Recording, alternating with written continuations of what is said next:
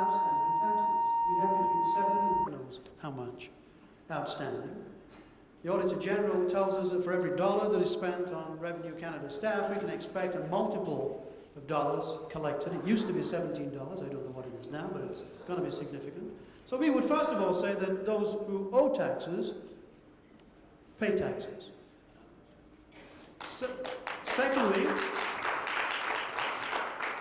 Secondly, we would apply to corporations and high-income earners the same principles that apply to you and to me.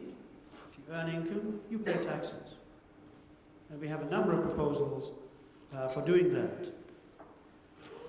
We are recommending, and the tax section is really a discussion section which outlines a number of possibilities which the steering committee will have to grapple with, some very interesting and innovative tax measures, I think you'll agree. But first of all, the highlights of this section are that we do not have a wealth tax in this country.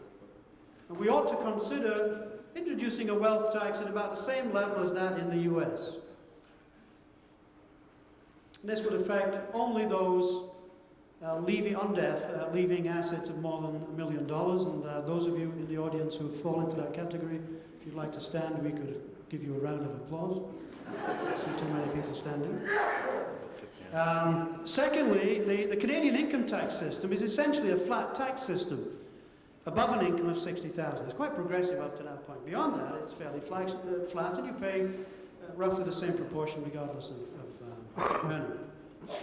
We believe that we can improve on that system and add tax brackets for higher income groups, which would enhance tax revenues and promote tax fairness. We believe that there is still some bias in the RRSP deduction system at the very high income levels, and we would look at that again. So we would look at possibilities for improving the taxation of capital gains in particular.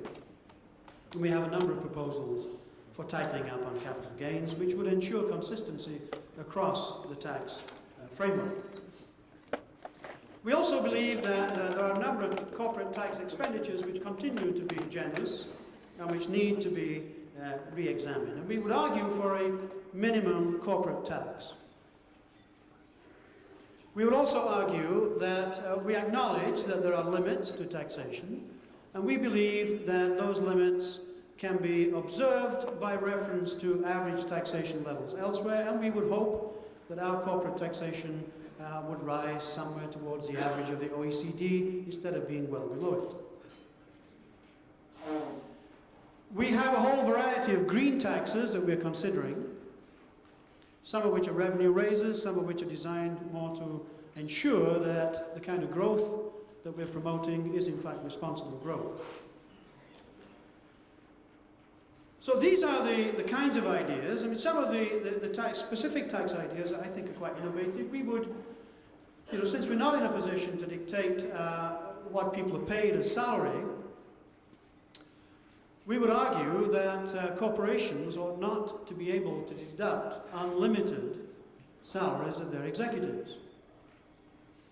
That we can probably acknowledge that bank presidents ought to be paid $100,000 for tax purposes, and the other $2 or $3 million they earn ought to be subject to tax.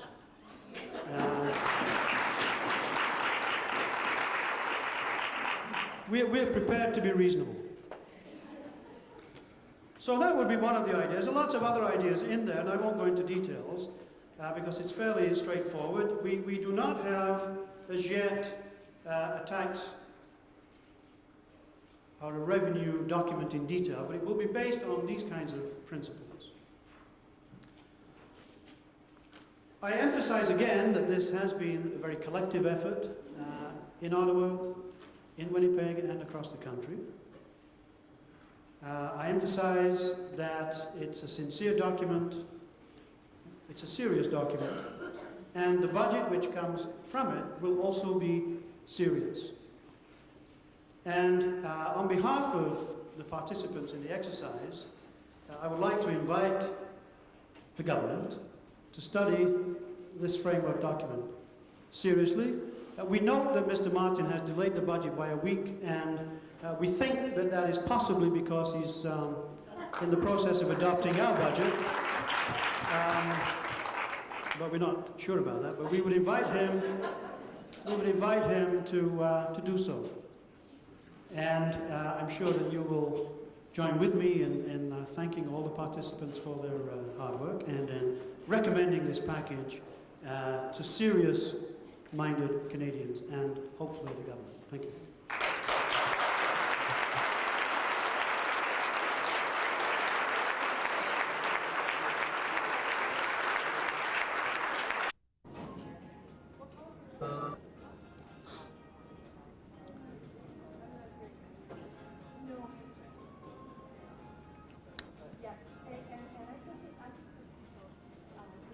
Go ahead.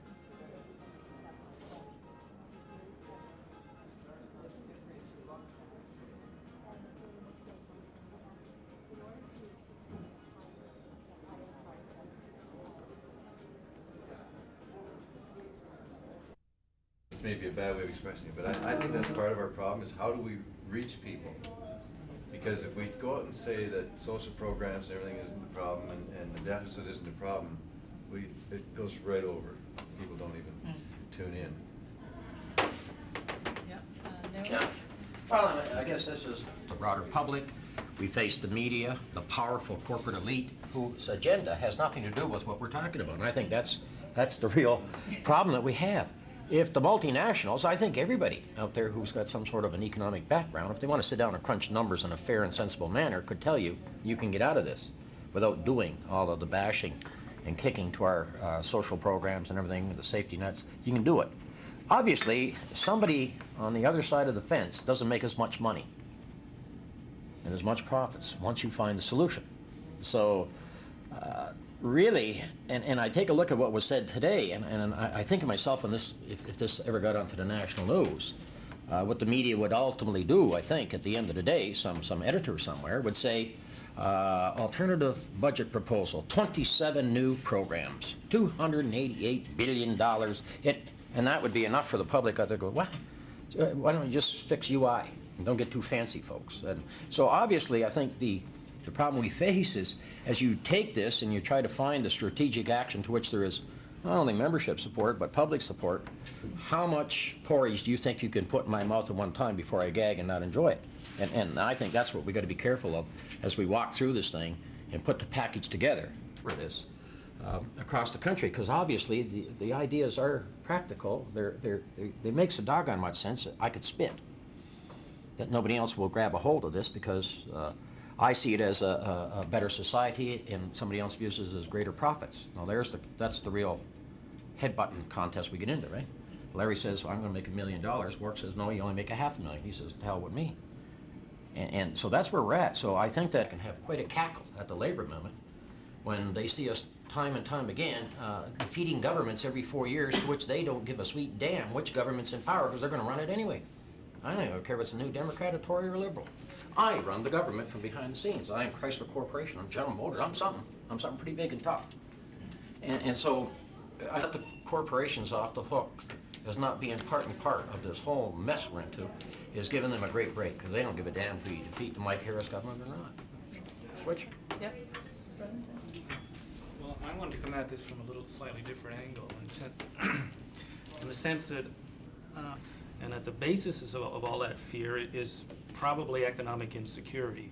And whether it's economic insecurity in their workplace, because I don't think there's a workplace in this country, including labor workplaces, that hasn't gone through some reorganization or some restructuring or some downsizing or whatever you want to call it.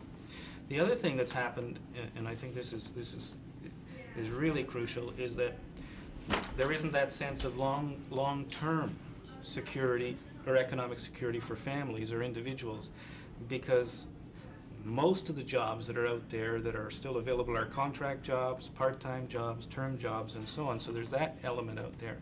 And even those of us who have full-time employment, or those of us who have jobs, don't see an alternative to what we have. And so we're insecure in that element too. So you've got all those elements that are working against us in terms of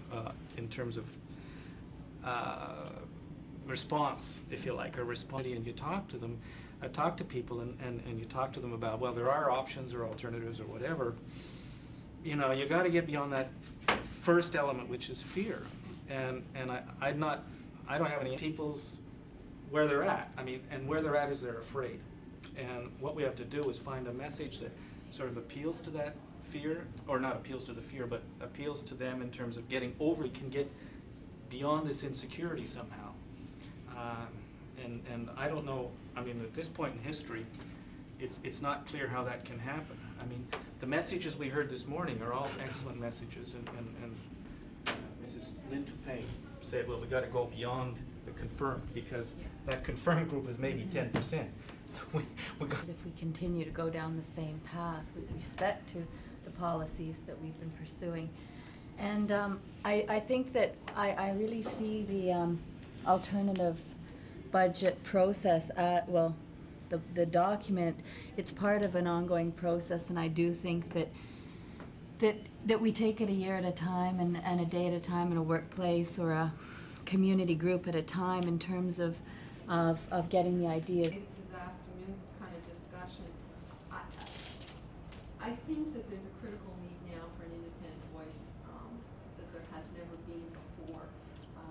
You know, the one thing that I think standards that would allow Quebec to continue with its view as to a kind of sovereign approach on this, and at the same time not suggest that means you devolve to provinces everywhere else. And that could shake up the debate, because we could be saying something very different and very independent of all the players, including the provinces. Okay. All right, thanks, Lauren. Any other comments about the CHST, what people see as the implications of it? They claim to be trying to promote more democracy and devolving a lot of the power to the states. But we know very well that the reason why a lot of these policies came about was to actually combat a lot of the discrimination that took place, like in a lot of these different jurisdictions, in which, you know, the most vulnerable and the most powerless adopted in the policies that you see manifested in Ontario and in Alberta. Like, it's that same kind of idea that and start having control, let's say, over educational policy. It's certain communities which are shut out of they're shut out of the sectors which happening in the States and what's happening in Canada is at all. I don't think these things are happening in any kind of isolation, and I think those kinds of connections, like we're basically seeing rollbacks. All the gains that were made maybe 30 years ago are being systematically brushed aside. And it's almost, and democracy, it's this veil that has basically been placed over our eyes, that we're creating more democracy when in actual fact people have less choice. Already beginning to happen that are at the municipal and regional levels, that we will either have to begin to counter now or participate in some way in the very near future. And those are dialogues at the municipal level, bringing the corporate sector into. If we're going to devolve to the municipal level, funding isn't there in the current formula of the trickle down from CHST to the municipal level, then what alternatives do the municipalities have to deliver these care then? Adrian, sorry. He made the point, less choice. When you look at the CHST from the point, I was talking to the other day, a 19-year-old woman just had a baby. She had to sign a form that she would only accept welfare for 3 months as a condition of getting any social assistance at all. And then she's in freedom for 3 months income. Another individual, a student needed $189 to make it through the rest of the month to go to school, but the requirement to get the $189 was to have 4 or 5 active. In which individuals and people who were part of these communities had the means of actually influencing the kinds of policies that affect their lives. But what's actually happening is there's absolutely no kind of organized structure within these communities, and so these policies are coming down from on high and being imposed on people rather than people actually participating, you know, in the for our lives. Yeah. Okay, thanks. You always like to get into strategy, those of us who are real activists. So we want to say, to hell with the discussion, let's talk about what we're going to do about it. But I think the issue, particularly, I think that we have to recognize that most Canadians talk about health care. Canadians have universally accessible health care. And one of the issues that is so inherent for me in all of this is that I really believe that the Liberals are going to ride in on their white horses in this budget and say, we're going to protect Medicare. And Canadians are going to give this collective sigh of relief and say, oh, and it might be through that HEAL $250 per person, you know, cash transfer. And we have to say that no, that isn't good enough, because if there isn't social assistance to provide income for people, to provide decent housing, to provide some level of adequate nutrition, which system is going to bear the brunt of that? The healthcare system, and it's going to be underfunded and overburdened already. If a student can't get a decent job because they haven't had the education to allow them to have the knowledge and skills to go out and be involved in that market, who's going to deal with this, the stress, the psychological devastation of this? It's the healthcare system that's underfunded. And I think that one of the issues is that healthcare can't be the crucible that catches all this, you know, overflow, because it's going to crack and it can't deal with it. And so that I think that that has to be very, very important, that saving the healthcare system and maintaining, you know, because sure, we've got the 5 principles, but the experience of is, as we've lobbied at the national level with the Canadian Federation of Students, with the National Pensioners and Senior Citizens, with anti-poverty activists, Roger Simmons, that say, we see these issues and we see what you're trying to do to us, and it won't work. We're on to you on this. And I think that we have to be out there in their face at the community level doing, and the churches going together and hitting them has to be there, because we need to say, yes, it was a very smart move. It was a brilliant move to put it in all these and get us fighting. But we're on to you already, and we're going to be in your face on this issue. And they're vulnerable because they don't want to be exposed. It was the reason that we did it, you know, like this is what we've all been talking about, that we can't. Last year we had separate policy areas, and there was, you know, there was some discussion about how they relate. But this year, I mean, there's a lot of funds, and it's kind of, you know, unwieldy and everything else. But that's what we've tried to do. And in the health piece, we've tried to talk about what will happen if income support disappears, and all of, and what will happen if we don't. Are we ready for that? Talk about it. If I could, just one area on, and it's on control. I guess control and accountability, someone else mentioned, and I don't know about the other provinces, but with the block funding going in control of the provinces, as Judy said, supposedly saying, well, under the current system, when we save $1, we only save 50 cents. Under transfer of block funding, when we save $1, we're going to save $1. Right. And when our government saves $1, it's usually job losses and losses of services to the public. And so, you know, when you come to accountability and control, I believe, or have a fear, that the transfer money or the block payment will be going more to pay down the debt deficit in the province of Nova Scotia, rather than providing services to people. Block grant changes the economics of provincial decision making, because all the dollars saved are their dollars to what they can use what they want. They don't lose a 50-cent dollar from the Ottawa anymore. That's a really important point.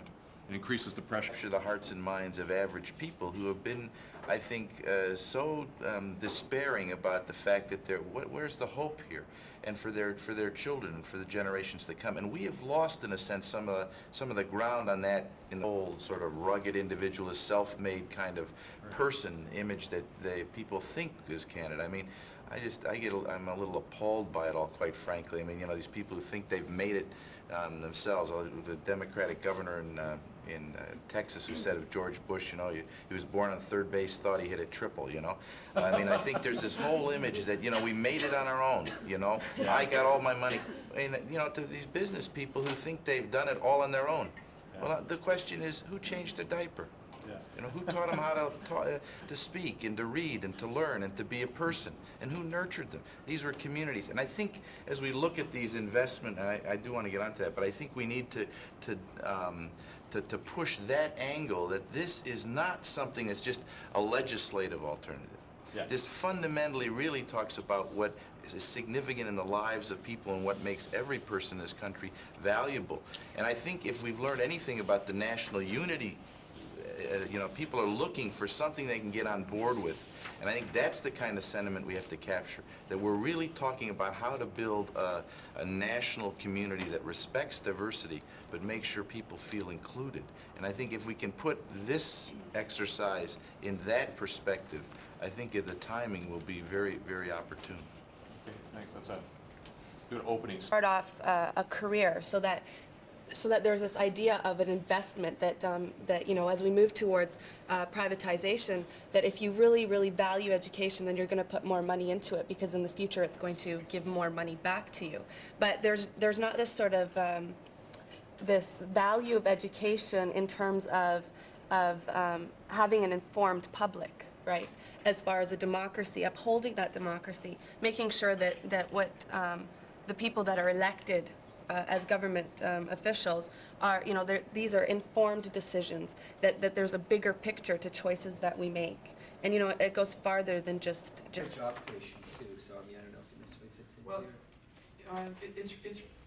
it's really difficult to provide incentives or subsidize job creation through the tax system without sort of opening up the barn door for a particular thing, like you would in something like the Jobs Ontario program or some other specific, or for example, training assistance programs where applicants for the money have to have some sort of plan for how they're going to do it and all that sort of stuff. Even in those kinds of programs, the biggest criticism of them is that it's very difficult to distinguish between things that would have happened anyway and things that are actually happening because of the program. The example of that is the famous scientific research tax credit, because essentially the difference between tax and expenditure programs is that, and you end up at the end of the day not really knowing whether you accomplished anything. So we did talk, but not in any great detail, but it was discussed. But my own view is that there's some real problems with delivering that kind of program through the tax system. But we do have a section on where we're using the excessive profits. The tax deferrals are the long-term consequence of the tax expenditures, right? You end up with a deferred. You end up with deferred tax. Largely, you defer tax primarily because you're able to write things off for tax purposes more quickly than they actually depreciate economically, of charging interest on deferred taxes. But I ended up getting,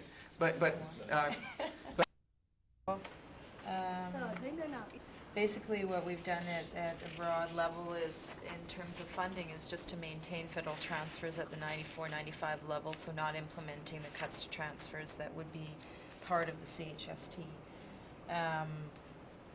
When we dealt with the issue of national standards, I mean, yes, there are national standards in place for healthcare, and there has been a lack of political will to do anything about those. But we also, there are problems in terms of regulation and reporting mechanisms, so we improved the strength of those standards, and our intent is to outline specific penalties for non-compliance to the standards, so to strengthen that and open it up in the sense that it will be reported back to Parliament, so it will be a more democratic way of ensuring standards.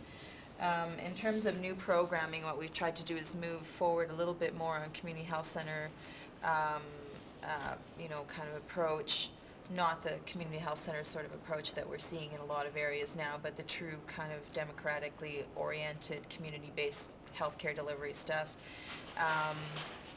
Talked about putting doctors on salary, changing remuneration, preferably salary is what we say. Instituting a national drug program, the toss-up there, we wanted to move forward in a positive sense with one new program commitment. So we had either a national continuing care, home care program, children's dental program, or the drug plan. And the consensus after debate was the drug plan. I'm not sure if I'm missing anything here. I think that's about it. Okay, so health, maintain pre-cut funding, more focus on community-based delivery and holistic approaches, and a national drug plan, because people are getting really nailed on that, and you know about the whole sort of drug patent legislation and the what a cost escalator that is to the health system, so. When we talk about it sort of publicly, or when this is discussed publicly, would it be anticipated that we talk about, in effect, this would be saying Medicare plus, that would now include a national drug program? Yeah, it's a good way to put It's it. important. Medicare plus, I like that. And Which, by the way, was one of the... Reform Party's language. That is what their Grant Hill is using as the reform, what they're going to offer as their platform for healthcare, and they're calling it Medicare Plus. So it's very interesting, Laura, that you use those words, and their plan is much different, of course. And let us remember that those kinds of recommendations were actually part of the original recommendations. I always forget his name, Paul.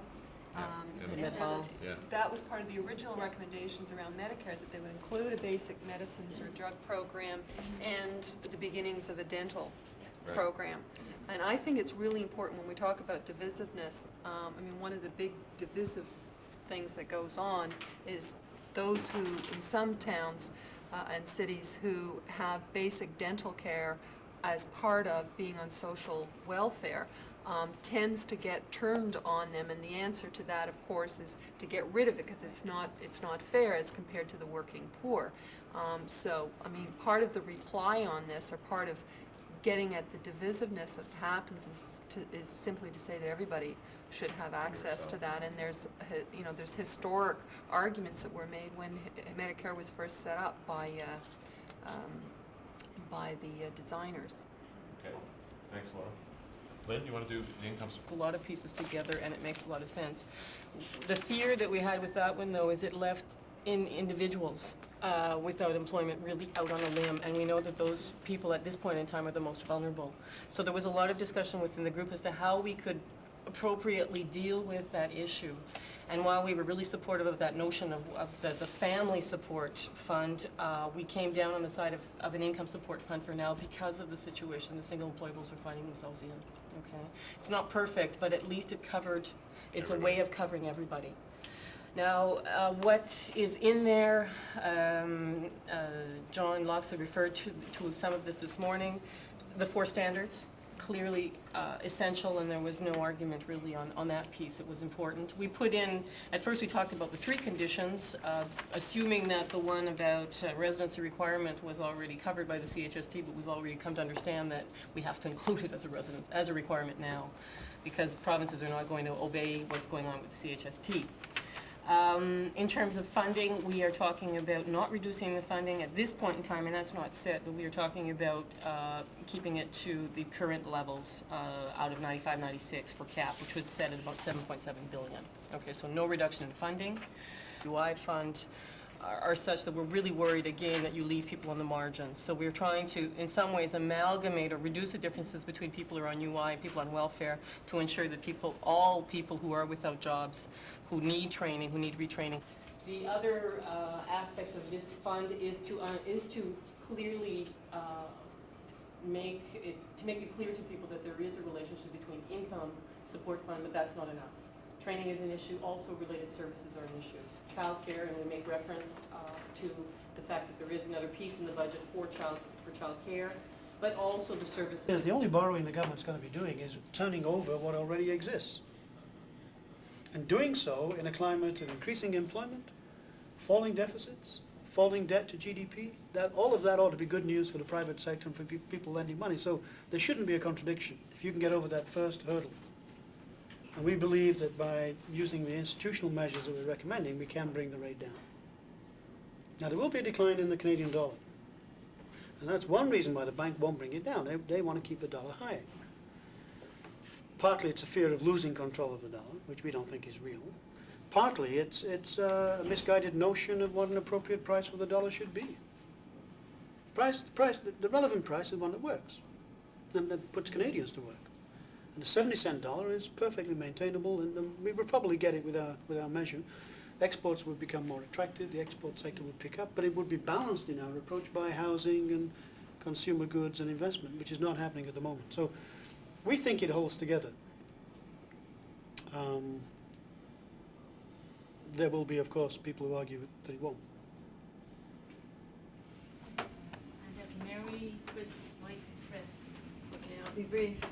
Just going back to the job creation thing for a minute, I think, you know, when our finance minister asked us that question, the most obvious answer that we could come up with was, if you got money into the hands of people, they have so much creativity and there's so much will there to do something, and people are innovative, and the problem is that this tight money, because of high interest rates, keeps that flow away from people, and that was our first recommendation, which I think ties in with the principles of the alternative budget. Yes.